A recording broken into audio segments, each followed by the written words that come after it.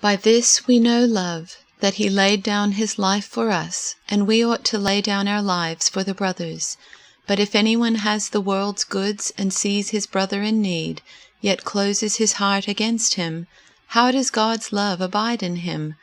Little children, let us not love in word or talk, but in deed and in truth.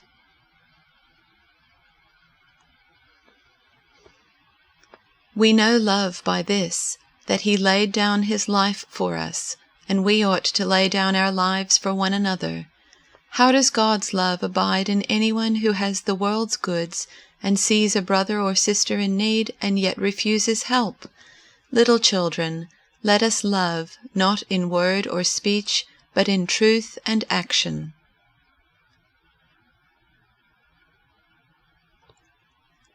This is how we know what love is.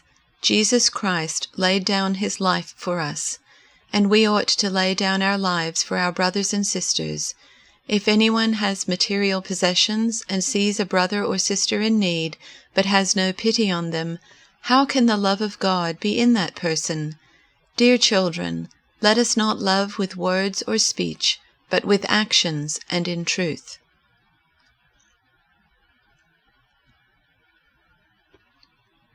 We know what real love is, because Jesus gave up his life for us.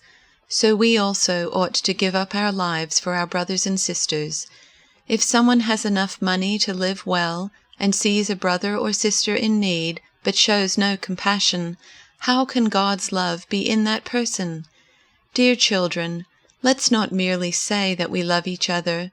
Let us show the truth by our actions.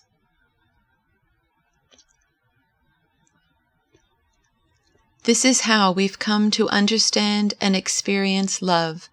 Christ sacrificed his life for us. This is why we ought to live sacrificially for our fellow believers and not just be out for ourselves.